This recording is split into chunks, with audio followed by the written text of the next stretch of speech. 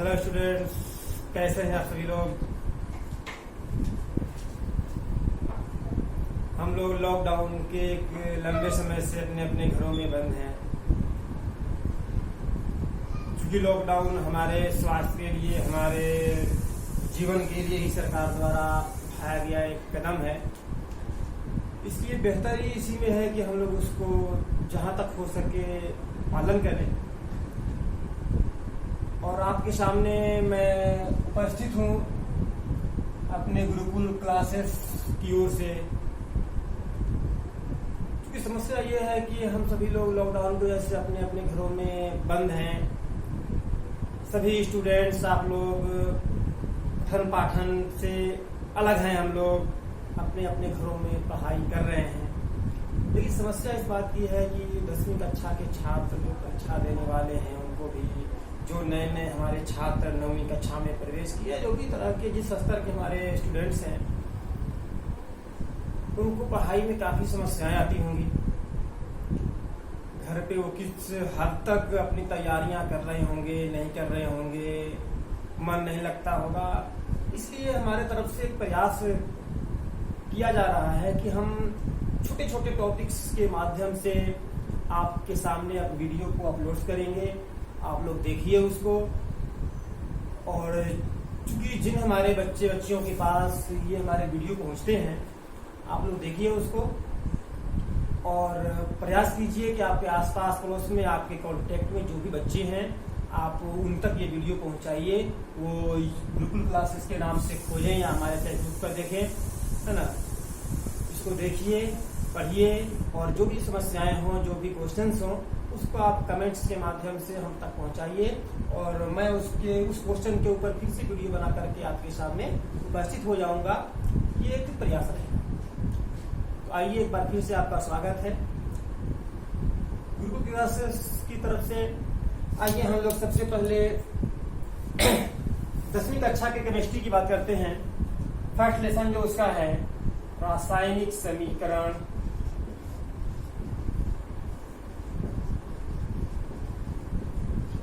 रासायनिक समीकरण, सॉरी, अभिक्रियाएं।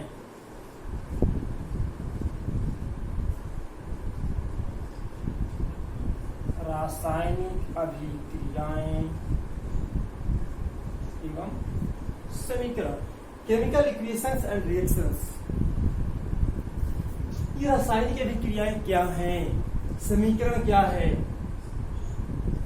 तो मेरे प्यारे बच्चों, हम लोगों ने देखा होगा कक्षा 9 में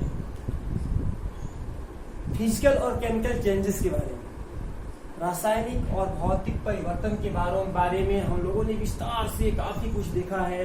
पानी से बर्फ का बनना, मोमबत्ती का जलना, दूध से दही का बनना, पेड़ से पत्ते का गिरना, ये पंखे का चलना, ट्यूबलाइट का जलना, हमारा मार्कर से लिखना, इसको मिटा देना, वगैरह वगैरह।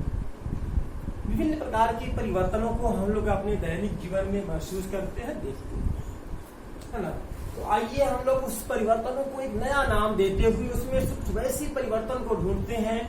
उन्हीं परिवर्तनों में से एक रासायनिक अभिक्रियाएं भी हैं, है ना। तो भौतिक परिवर्तन के बारे में हम लोगों ने सीखा था कि वैसी परिवर्तन जो परिवर्तन के कारण को हटा लेने पर पुनः अपनी प्रारंभिक अवस्था में आ जाए।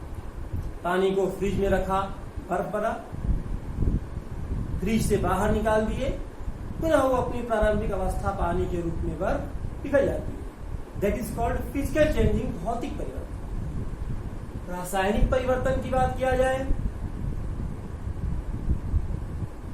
दूध से दही का बनना। तो दूध से दही बनने के लिए हमें जो भी कारण देना पड़ा, दूध को गर्म करना पड़ा, उसमें कुछ चीनी डालना पड़ा, है ना, उसको ठंडे वातावरण में रखा गया जिससे कि वो जम जाता है। अब यदि उन कारणों को हटा लिया जाए तो क्या किसी भी सूरत में, किसी भी परिस्थिति में दही से दूध बन सकता है? आपका उत्तर होगा नहीं बन सकता है। बिल्कुल सही। लेकिन कुछ ऐसे भी परिवर्तन हैं जो परिवर्तन हो जाते हैं एक बार और पूरी तरह से नए पदार्थ बनते हैं, लेकिन उनको एक जटिल प्रक्रिया द्वारा हम लोग वापस अपने प्रारंभिक अवस्था में ला देंगे। ओके, जैसे हम बात करते हैं जल की, जल H2O, ये जल हाइड्रोजन प्लस ऑक्सीजन इनके मिलने से बनता है जल। हाइड्रोजन और ऑक्सीजन के मिलने से जल बनता है, और इस जल में न तो ऑक्सीजन महोदय का गुण है न ही हाइड्रोजन का गुण है। ये पूरी तरह से नए गुण वाला एक पदार्थ है। ये दोनों मिल करके उसकी रचना किए। हम बात कर लेते हैं संगमरमर की। संगमरमर, ये संगमरमर विशेष परिस्थिति में चूना और कार्बन डाइऑक्साइड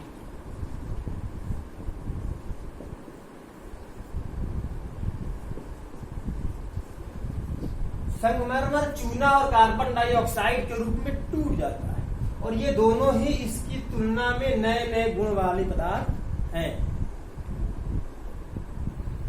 और एक जटिल प्रक्रिया होगी, असंभव नहीं, हाँ जटिल है, और उस जटिल को हम असंभव नहीं कर सकते हैं कि ये जल जिस प्रकार ऑक्सीजन और हाइड्रोजन से पूरी तरह से भिन्न था, उसी प्रकार इस संगमरमर के टूटने से जो चूना और कार्बन डाइऑक्साइड बना, ये दोनों ही इससे पूरी तरह से भिन्न है। लेकिन एक जटिल प्रक्रिया होगी जिसकी बदौलत, जिसको अप्लाई करने के बाद हम इससे ये बना सकते हैं। जल पे जब विद्युत धारा प्रवाहित करेंगे, विद्युत विच्छेदन कराएंगे जल का हम लोग, तो इसमें से हाइड्रोजन अलग हो जाएगा और ऑक्सीजन अलग हो जाएगा। और फिर जब इन दोनों को आपस में मिला देंगे, इसका एक विशेष परिस्थिति होगी, इसकी एक विशेष ताप दाब वगैरह चाहिए, जिसके बाद रिजल्ट के रूप में संगमरमर बन सकता है। ये कहलाते हैं रासायनिक अभिक्रियाएं। जब दो या दो से अधिक पदार्थ या एक पदार्थ स्वयं ही अपने अंदर वैसे परिवर्तन ला दे कि नए गुण वाले एक पदार्थ या अलग अलग पदार्थों का निर्माण हो जाए, तो ये रासायनिक अभिक्रिया कहलाती है। रासायनिक अभिक्रिया एक घटना है, दैट इज एन इवेंट्स। एक घटना है जिसमें दो या दो से अधिक पदार्थ मिले, उनके साथ कुछ वैसा परिवर्तन हुआ, एक ऐसे माहौल में इनको देखा गया कि ये अलग गुण वाले पदार्थ की रचना कर देते हैं, इसलिए इनका नाम होता है रासायनिक अभिक्रियाएं। इनको डिनोट करने के लिए, निरूपित करने के लिए हम लोगों ने अपनी आसानियां ढूंढी हैं। उसी आसानियों का, इसके संक्षिप्त निरूपण का हम नाम देते हैं समीकरण। अगर जब हम शब्दों, जैसे हमने कहा कि हाइड्रोजन और ऑक्सीजन के मिलने से जल का निर्माण होता है, ये एक लंबा चौड़ा सेंटेंस, एक घटना हुई। घटना क्या है कि हाइड्रोजन और ऑक्सीजन के संयोग से जल का निर्माण होता है। ठीक, अब हम इस बड़े से घटना को हम शब्दों के रूप में लिखें। हाइड्रोजन प्लस का निशान दिए, ऑक्सीजन, यानी ये दोनों मिल रहे हैं, तीर का निशान यानी आगे जा रहा है, और यही दोनों मिलके जल का रूप धारण कर ले रहे हैं। जब शब्दों के रूप में हम इस रासायनिक अभिक्रिया को दर्शाएंगे, इसका नाम होगा समीकरण। क्योंकि ये शब्दों के रूप में है, तो इसका नाम हम क्या लिखेंगे? शब्द समीकरण। नाम देंगे शब्द समीकरण। ये दोनों ही हमारे शब्द समीकरण हैं। ठीक, अब हम लोग रसायन शास्त्र में संकेतों और सूत्रों के बारे में भी पढ़े हैं। जब हम इन तत्वों या यौगिकों को उनके संकेतों, तत्वों के संकेत, और अणुओं या यौगिकों के सूत्र, संकेतों और सूत्रों की सहायता से जब हम इसको संक्षेप में निरूपित करेंगे, डिनोट करेंगे, प्रदर्शित करेंगे, यह कहलाएगा रासायनिक समीकरण। जैसे हाइड्रोजन के लिए हमने इस्तेमाल किया H2, ऑक्सीजन के लिए इस्तेमाल किया O2, जल के लिए लिख दिया H2O। ये कहलाएगा हमारा रासायनिक समीकरण। ठीक है। अब इसकी में और भी बहुत सारी बातें हैं, क्योंकि परिवर्तन हो रहा है तो कुछ हम लोग पहले से लेंगे, कुछ बाद में बनाएंगे।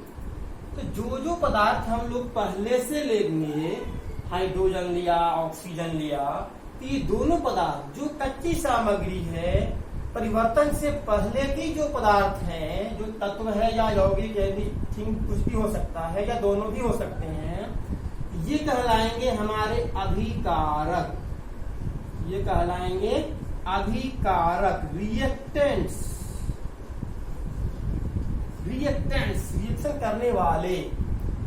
तो अभिक्रिया के रूप में, अभिक्रिया से पहले हम जिन पदार्थों को चुनते हैं, लेते हैं, वे अभिकारक या अभिकर्मक कहलाते हैं। और अभिक्रिया के फलस्वरूप जो नए गुण वाले पदार्थ या पदार्थों की रचना होगी, ये कहलाएगा हमारा प्रोडक्ट। तो H2O ये कहलाएगा हमारा उत्पाद या प्रतिफल, प्रोडक्ट। ये कहलाएगा प्रोडक्ट। तो अब यहां से कुछ बातें हमारे दिमाग में आएंगी, कुछ प्रश्न हमारे मन में जनरेट होंगे, उठेंगे। ये लिया, ये बन गए, तो कुछ चूंकि हमारे वायुमंडल में H2 भी है, O2 भी है, जल भी है।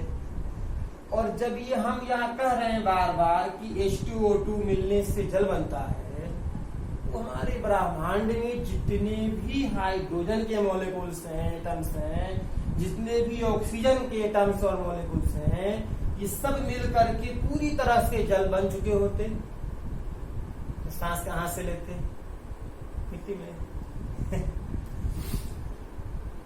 तब यहां से हम लोगों ने ढूंढा कि आखिर वैसा क्या है जब सभी परमाणु हाइड्रोजन और ऑक्सीजन के जल की रचना में सम्मिलित नहीं है, कुछ ही वैसे परमाणु हैं जो जल का निर्माण कर रहे हैं, तो वैसा कुछ होगा, वैसी कुछ एनर्जी मिलती होगी।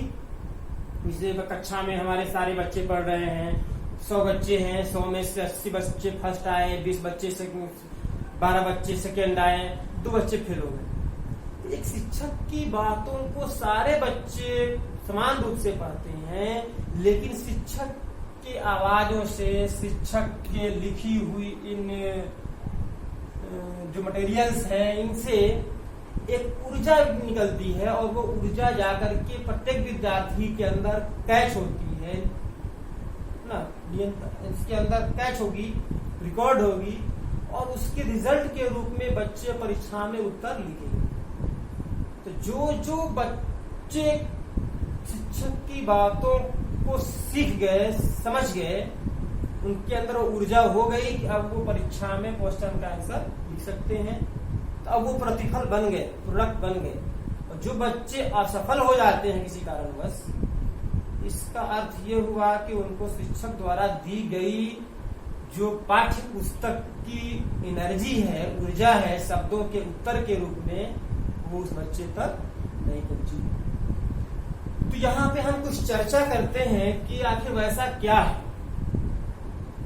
अभिकारकों से प्रतिफल, रिएक्टेंट से प्रोडक्ट्स बनाने के लिए कुछ एनर्जी की आवश्यकता होती है।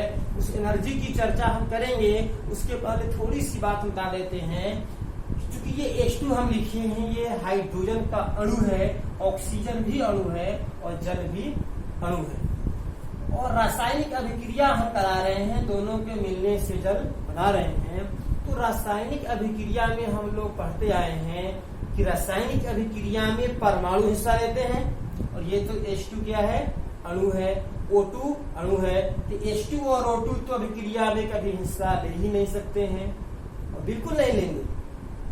और इसलिए हिस्सा क्या लेते हैं? परमाणु लेते हैं। तो हम वैसा ताप, दाब और उत्प्रेरक, वैसा कारण इसके बीच ला देंगे कि ये जो परमाणु, ये अणु में है H2O2, ये परमाणुओं के रूप में ढल जाए, और परमाणु के रूप में ढल जाएगा, तब हम उस पर विशेष एनर्जी देंगे जो जल की रचना करेगा। आइए हम इसको थोड़ा विस्तार से देखें।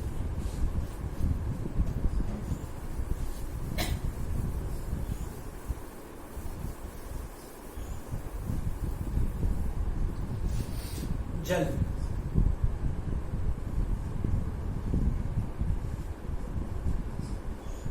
H2, सबसे पहले हमने लिया H2 प्लस O2, इसके ऊपर हम देंगे ताप, दाब,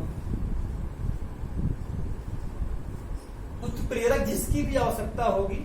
उत्प्रेरक वैसे पदार्थ होते हैं जो अभिक्रिया की दर को घटा देते हैं, आवश्यकता हो तो बढ़ा देते हैं, या आवश्यकता हो तो उसको कंट्रोल करते हैं, नियंत्रण में रखते हैं, और ये खुद हिस्सा नहीं लेते हैं। अब जो हम ताप, दाब और उत्प्रेरक दे रहे हैं, इनसे रिजल्ट क्या मिलेगा हमको कि H2 टूटेंगे, H और H, ये भी परमाणु, ये भी परमाणु, O2 भी टूटेंगे, ये भी ऑक्सीजन परमाणु, ये भी ऑक्सीजन परमाणु। जिस बर्तन में हम अभिक्रिया करा रहे हैं, ये दोनों ही अणु अपने अपने परमाणुओं के रूप में बढ़ जाएंगे, और फिर हम इस ताप, दाब, उत्प्रेरक को जारी रखेंगे, और तब क्या होगा कि ये विशेष तरह से नए सिरे से जुटेंगे। इसके H2 में H और H एक बंधन बना करके ये जुड़े हुए थे। हम ताप, दाब दे करके इसके बंधन को तोड़ के अलग कर दिए, इसको भी अलग कर दिया। अब जो हम एनर्जी दे रहे हैं इसको, ये एनर्जी पा करके ये नए सिरे से बंधेंगे।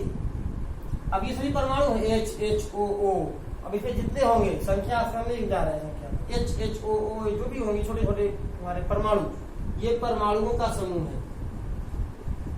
अब ये परमाणु तो अभिक्रिया में हिस्सा ले सकेंगे। अब ये नए सिरे से जुड़ेंगे H, H, O, ये बना देंगे एक H, दो हाइड्रोजन एक ऑक्सीजन के साथ जुड़ गए, इसी का नाम क्या हो जाएगा, जल। ये कहलाएगा हमारा प्रोडक्ट। यहां से हमारे एक प्रश्न का और उत्तर मिल सकता है कि रासायनिक अभिक्रिया के फलस्वरूप जो हमारे प्रोडक्ट बनते हैं, जो प्रतिफल बनते हैं, उनके गुण पूरी तरह से भिन्न क्यों होते हैं। कारण ये है कि इसमें पहले अलग अलग बंधन मौजूद थे, अब इसमें हमारे ताप, दाब और उत्प्रेरक की वजह से नए सिरे से इसमें बंधन बन रहे हैं। बंधन की प्रकृति जैसे ही बदलेगी, पदार्थ बदल जाएंगे, इनके सारे गुण बदल जाएंगे। ठीक, अब क्या हम जितने भी हाइड्रोजन के छोटे छोटे परमाणु लेंगे, ऑक्सीजन के जितने भी परमाणु लेंगे, क्या सारे के सारे परमाणु जल बनाने में काम आएंगे? हम दीवार को प्लास्टर करने के लिए मान लिया कि कंक्रीट मसाले बना लिए, सीमेंट बालू मिला करके उसको उठा कर करनी से दीवार पे फेंका, तो क्या सारे जो बालू और सीमेंट के मिश्रण हैं जो पानी के, क्या सभी दीवार में चिपक करके प्लास्टर में काम आएंगे? नहीं ना, कुछ तो उसमें से गिरेंगे और फिर उनको उठा करके इसमें लगाना पड़ेगा। तो कोई जरूरी नहीं है कि हम अभिकारक के रूप में जितना लिए हैं वो सारे के सारे खर्च होकर के प्रतिफल का निर्माण करेंगे। हम कोई निश्चित गारंटी के साथ इसको नहीं कर सकते हैं, क्योंकि ये एक क्रमशः चलने वाली एक अभिक्रिया है। और भी कुछ बातें हैं इसमें कि जैसे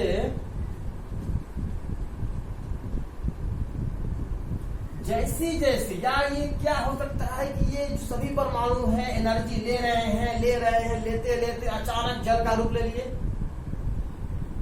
या एक बूंद जल बना, दूसरा बूंद बना, तीसरा बूंद बना, चौथा बूंद बना, कैसे बना? एक एनर्जी लेवल होती है, एक ऊर्जा स्तर की बात यहाँ पे हम करेंगे, उसका नाम होगा एक्टिवेशन एनर्जी।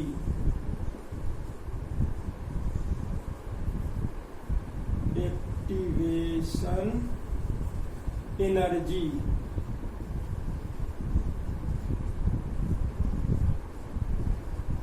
संक्रियण ऊर्जा। हमारे ताप दाब देने की वजह से ये सभी परमाणुओं का समूह, इन समूहों में से जो जो परमाणु एक्टिवेशन एनर्जी को प्राप्त कर लेंगे वो प्रतिफल का रूप ले लेंगे। सक्रिय ऊर्जा को भी हम परिभाषित कर सकते हैं कि अभिकारक के जो परमाणु हैं उनको प्रतिफल के रूप में परिवर्तित होने के लिए एक निश्चित ऊर्जा क्रम की आवश्यकता होती है। उसी ऊर्जा का नाम है संक्रियण ऊर्जा। जब तक ये अभिकारकों के परमाणु संक्रियण ऊर्जा नहीं प्राप्त करेंगे तब तक प्रतिफल का निर्माण नहीं हो सकता। और यदि सारे परमाणु जितनी तेजी से ये ऊर्जा हासिल करेंगे उतनी तेजी से हमारे प्रतिफल का निर्माण होगा। ठीक है, तो इस तरह से हमारे रासायनिक अभिक्रियाएं संपन्न होती हैं और नए तरह का बंधन बनता है। इसलिए हमारे प्रतिफल का, प्रोडक्ट का गुण इन अभिकारकों से पूरी तरह से अलग होता है। अब इसको हम लोग निरूपित करने के लिए जो ही बताए हम कि संक्षिप्त रूप में जो निरूपित करते हैं वो कहलाता है रासायनिक समीकरण। तो रासायनिक समीकरण के बारे में भी थोड़ी सी चर्चा हम लोग कर लेते हैं।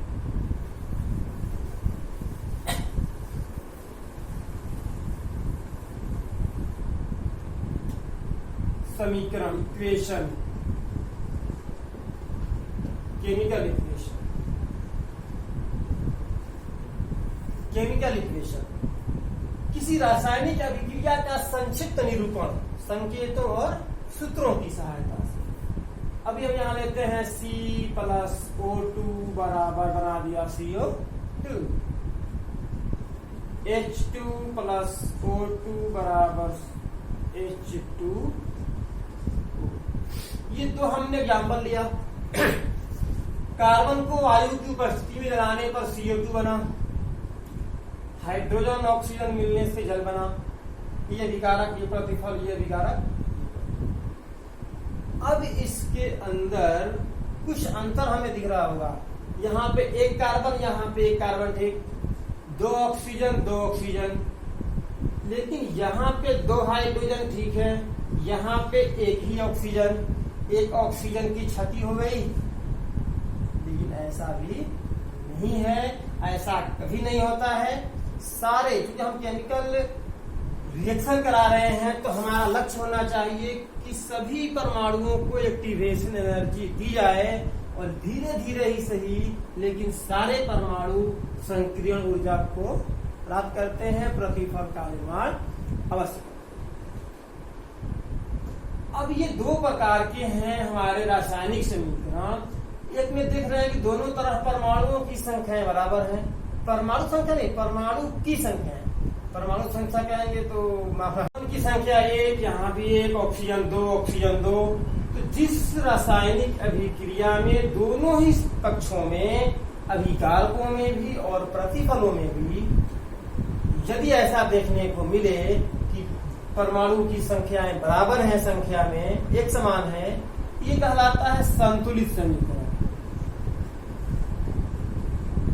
ये कहलाता है संतुलित समीकरण। ये कहलाएगा संतुलित समीकरण। और यहाँ पे जब कभी भी देखने को मिले ऐसा कि किसी भी परमाणु की संख्या अभिकारक में और प्रतिफल में बराबर नहीं है, तो इसको कहा जाता है कंकाली समीकरण।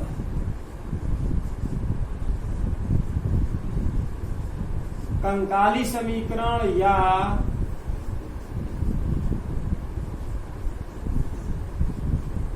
असंतुलित समीकरण।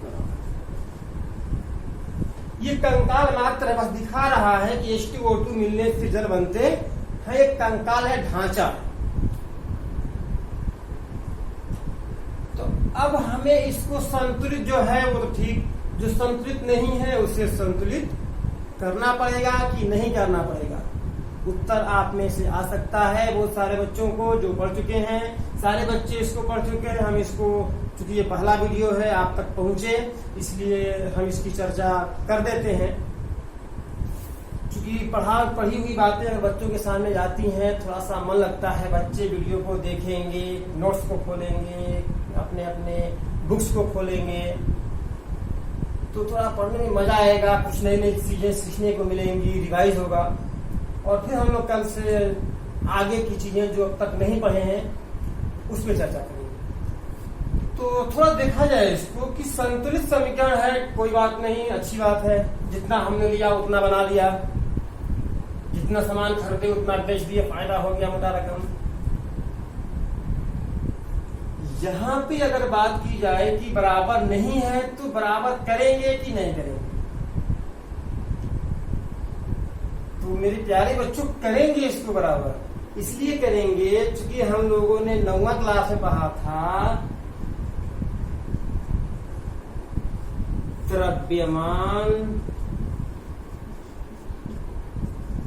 संरक्षण का नियम या पदार्थ की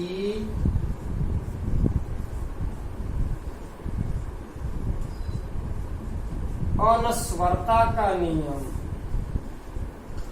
द्रव्यमान संरक्षण या पदार्थ की अनस्वरता, पदार्थ अनस्वर है, कभी भी नष्ट नहीं होते हैं, द्रव्यमान सदैव संरक्षित रहता है, चाहे परिवर्तन किसी भी रूप में हो जाए, द्रव्यमान में जर्रा बराबर भी, एक कण के बराबर भी कमी या वृद्धि नहीं हो सकती है। तो ये तो तय है बात, जब से ब्रह्मांड बना है तब से लेकर के आज तक, जब से दुनिया बनी है, जितना पदार्थ था उतना है और उतना ही रहेगा।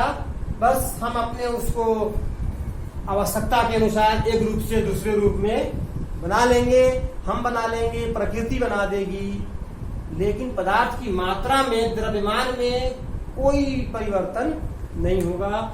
इसलिए इसको संतुलित करना पड़ेगा ताकि द्रव्यमान संरक्षण के नियम का पालन हो सके। तब हम लोग इसको संतुलित करना सीखते हैं। आप लोगों को संतुलित करने आता है। मैं 2-3 बातें संतुलित करने के विषय में बता दूंगा थोड़ी देर के बाद, लेकिन अभी थोड़ा सा सीख लेते हैं इसमें कि जो संतुलित है वो भी और असंतुलित है वो भी। इससे कुछ बातें हमें सीखने को मिलेंगी।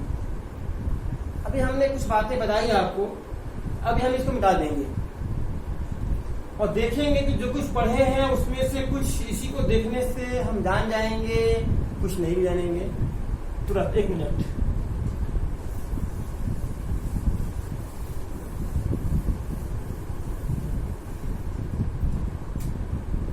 छोटा सा एग्जाम्पल लेते हैं, H2 + Cl2 बराबर, या H2 ही लेते हैं, चलिए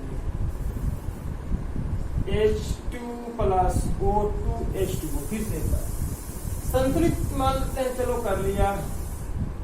यहाँ पे गिन लेंगे, सभी बराबर हैं। क्या क्या सूचना मिल सकती है, क्या क्या सूचना इस समीकरण से हमें मिलेगी? H2O2 H2O कौन अभिकारक है, कौन प्रतिफल है, हम जान लेंगे। अभिकारक समझ लेंगे, उत्पाद समझ जाएंगे। ये तीर का निशान है, तीर के निशान से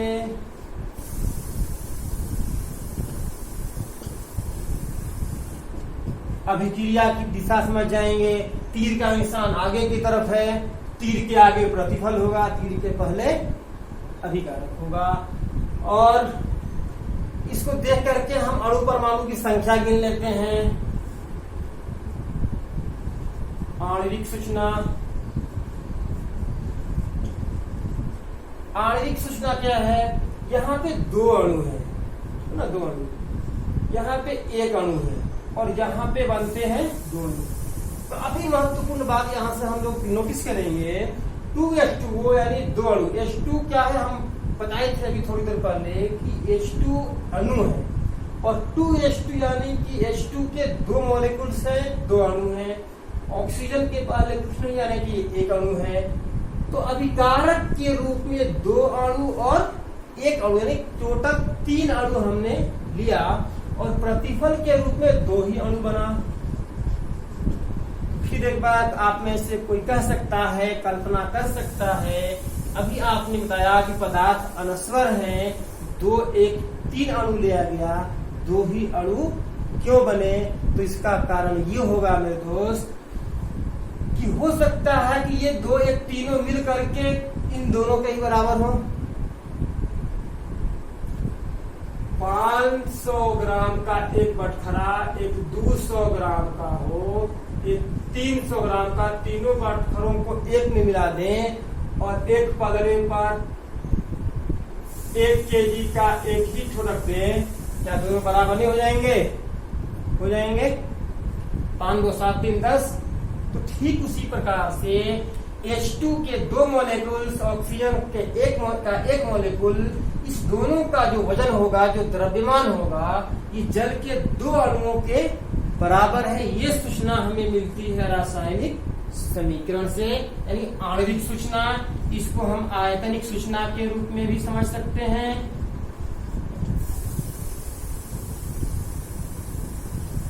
आयतनिक सूचना, मोलों की सूचना भी मिल सकती है। इसका 2 मोल लिया, इसका 1 मोल लिया, इसका 2 मोल लिया। संख्याएं अलग अलग हो सकती हैं लेकिन द्रव्यमान बराबर ही होंगे। ठीक है, तो इतनी सारी सूचनाएं हमें इस अभिक्रिया से मिल जा रही हैं स्पष्ट रूप से। तो क्या इतनी ही सूचनाएं हैं, इतनी ही बातें हैं हाइड्रोजन और ऑक्सीजन के मिलने से जल बनने तक, कि और भी कुछ बातें हो सकती हैं? और भी बातें निश्चित रूप से हो सकती हैं। थोड़ी सी चर्चा कर लेते हैं। हो सकता है इसमें कि कितना देर में बनेगा, कितने देर में ये बनेंगे, कुछ समय की जानकारी है? नहीं। तो समय की सूचना हमें रासायनिक समीकरण से, केमिकल इक्वेशन से नहीं मिलता है। डिमेरिट्स क्या होंगे, सीमाएं क्या क्या है? सीमाएं का लिया जाए, दोष का लिया जाए, है ना? जो सूचनाएं हैं इसके अंदर, जो बातें इसके अंदर हैं, घटनाएं हो रही हैं, इसकी सूचना हमें केमिकल इक्वेशन नहीं दे रहा है। उसमें सबसे पहला क्या हो गया? समय। सबसे काफी महत्वपूर्ण, समय की जानकारी हमको नहीं देता है और समय काफी बलवान है। समय जिसका साथ देता है वो बड़े बलों को मात देता है। इसलिए समय की पाबंदी जरूरी है और आप लोग भी अपने घरों में बैठ करके समय का सदुपयोग करें। उसी समय का सदुपयोग करने का एक ये जरिया है। तो यहाँ पे आते हैं। तो पहली बात हमने बताया समय कि तुरंत बन गया, कि अचानक बन गया, कि हो रहा है होते होते 2-4 साल के बाद बना अचानक। हम रोज इसको देख रहे हैं। सुबह उठे आप मिलते हुए, अरे जल बन गया। क्या है, कितनी देर में बनता है? जितने तरह की अभिक्रियाएं हमारे ब्रह्मांड में हो रही हैं वो सभी एक ही समान रफ्तार से होती हैं। कि क्या होती है, इसकी कोई सूचना हमें रासायनिक समीकरण से नहीं मिलता है। दूसरी बात काफी महत्वपूर्ण, भौतिक अवस्था।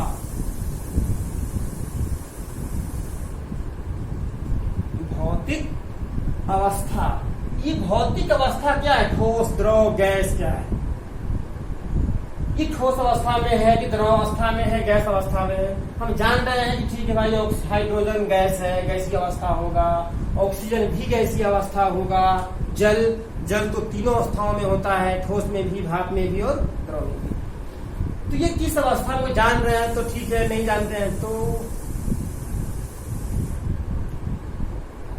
नहीं जानते हैं, तो इसकी सूचना हमें रासायनिक समीकरण नहीं देता है।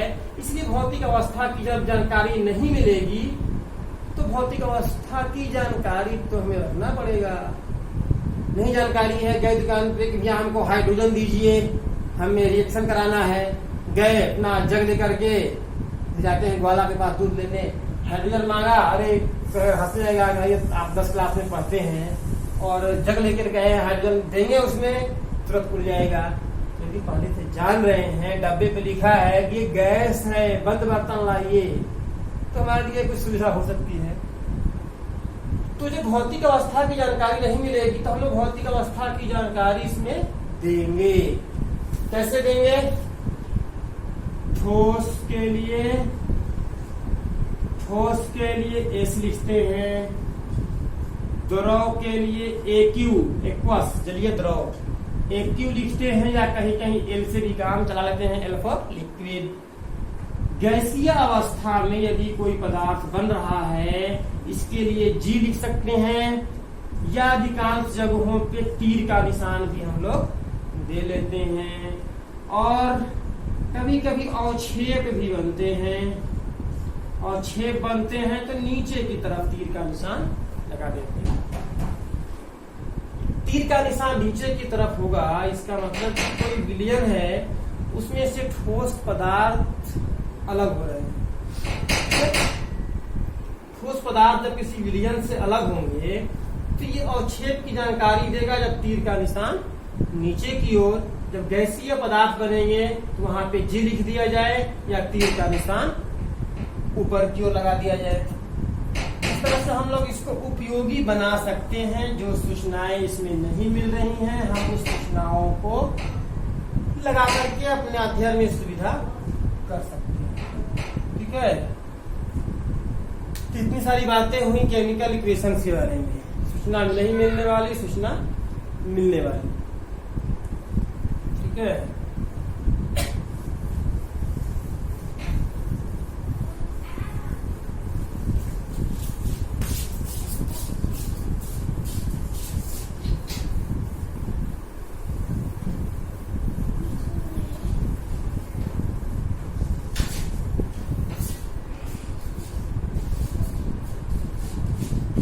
थोड़ी सी चर्चा हम लोग कर लेते हैं कि संतुलित कैसे करेंगे।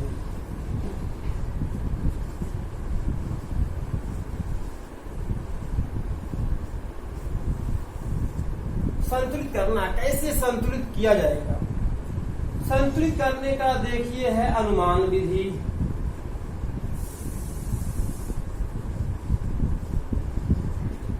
अनुमान विधि से हम लोग इस रासायनिक समीकरणों को संतुलित कर लेते हैं। काफी आसान चीज है, इसमें कोई बहुत ज्यादा फॉर्मूले नहीं है, कोई ज्यादा बहुत बड़ा तकनीक नहीं है। अपने जितना कोई अभ्यास करेगा उतने जल्दी से और उतने बेहतर तरीके से समीकरणों को संतुलित कर सकता है। तो आइए हम थोड़ी सी बातें बता देते हैं कि अनुमान विधि से जो भी हम संतुलित करेंगे इसका एकमात्र तरीका होगा गुणा करना। ठीक है, गुणा करके हम लोग संतुलित कैसे करेंगे। हम यहाँ पे एक इक्वेशन को संतुलित करते हैं और आप लोग अपने अपने घरों से अपने अपने बुक्स में देख करके बहुत सारे इक्वेशन को संतुलित कीजिएगा। जैसे हमने यहाँ लिखा H2 प्लस O2 बराबर H2। संतुलित करने में पहला स्टेप ये होगा कि जितने भी हमारे अभिकारक हैं या प्रतिफल हैं अलग अलग साइड्स में लिखेंगे। हाइड्रोजन ऑक्सीजन घर भी हाइड्रोजन ऑक्सीजन। पहला स्टेप क्या हुआ कि अभिकारकों और प्रतिफलों को अलग अलग साइड्स में अलग अलग पक्षों में लिख लेते हैं। इनकी परमाणुओं की संख्या लिखते हैं। यहाँ पे 2 परमाणु, यहाँ पे 2 परमाणु, हाइड्रोजन के 2, ऑक्सीजन के। अब तब तक गुणा करेंगे जो बराबर है। जैसे ये दोनों बराबर हैं, कोई छेड़छाड़ इसमें नहीं करेंगे। जो हमारा बराबर नहीं है वहां से उसको हम गुणा करेंगे। देखिए, गुणा करना, गुणा करेंगे। और गुणा करने का तरीका ये होगा कि हम कभी भी बीच में गुणा नहीं करेंगे, यहाँ पे नहीं करेंगे, दाईं तरफ नहीं करेंगे। हमेशा संकेत और सूत्र के ठीक बाईं तरफ, ठीक पहले गुणा करेंगे। ठीक है, तो ये 2 है, ये 1 है, गुणा करके बराबर करना है। तो तब बराबर होंगे जब इसमें हम 2 से गुणा करेंगे। नीचे किसमें का है, प्रतिफल में का। तो चलिए चलते हैं, प्रतिफल का ऑक्सीजन यहाँ पे है ना, तो इस ऑक्सीजन को डबल करना है, 2 से गुणा करना है। अभी हम बताए हैं गुणा दाईं तरफ नहीं करना है, बीच में नहीं करना है। कहाँ करना है, एकदम पहले। इस सब की कोई जरूरत नहीं है। बराबर कर दिए, एक बार गुणा किए, मिलाएंगे बराबर हुआ कि नहीं। तो तो बराबर किए तो ऑक्सीजन को तो बराबर कर लिया 2-2, लेकिन इस प्रयास में 2 का मल्टीप्लाई इसमें भी हुआ तो ये क्या हो गया 4 हो गया। पहले 2-2 थे बराबर थे, लेकिन एक ठो को छेड़ के हमने बराबर किया तो दूसरा फायदा उठा करके बढ़ गया।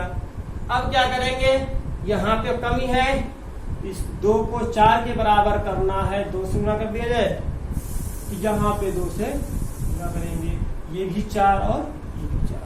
अब गिन के देख सकते हैं दोनों ही तरफ अभिकारकों में भी प्रतिफलों में भी सभी परमाणुओं की संख्याएं एक समान है, इसलिए संतुलित रासायनिक समीकरण कहे जाएंगे। तो मैं आशा करता हूं कि आप लोग इस तरह के और भी समीकरणों को अपने अपने पुस्तक में देखिए, उदाहरण को देखिए। मैं भी अगले दिन वीडियो जब बनाऊंगा तो इस बहुत सारे मैं 10-20 यहाँ पे लिख दूंगा और आप लोग उसको घर पे संतुलित करते रहिएगा। कोई इसमें गुणा, केवल गुणा करना है, वो भी गुणा पहले 2 से कीजिए, 3 से कीजिए, करते रहिए क्रमशः। जहां लगे कहीं एगो है 2 है, 2 से गुणा किया बराबर किया, गलती करते रहिए, गलती करते करते एक दिन निश्चित रूप से सही हो जाएगा। और मैं प्रयास करूंगा कि आप तक जितने भी चैप्टर वाइज हैं सभी के वीडियोस पहुंचे, सॉल्यूशन पहुंचे, और आपकी जो कमेंट्स में जो क्वेश्चंस आएंगे उनके भी उत्तर आप तक पहुंचाए जाएंगे। और आपको मेरी ये सलाह होगी कि जितने भी बच्चे हैं जो संचार मीडियम से दूर हैं, हमारे कॉन्टेक्ट से दूर हैं, आप लोग उन तक ये सूचना दे दीजिए कि गुरुकुल क्लासेस के नाम से, है ना, कि हम लोगों के द्वारा ये वीडियो अपलोड किए जा रहे हैं। आप लोग इसको देखिए, एक दूसरे को बताइए, ताकि बच्चे इसको लाभ उठा सकें। और फिर हम लोग कल मिलेंगे उस टॉपिक के साथ। मैं प्रयास करूंगा कि रासायनिक समीकरण कुछ आपको दे दूं और आप लोग उसको संतुलित कीजिएगा। और जो टॉपिक, जो चैप्टर आप नहीं पढ़े हैं, जैसे दूसरा चैप्टर, तीसरा चैप्टर, उसके वीडियोज आपके सामने अपलोड किए जाएंगे।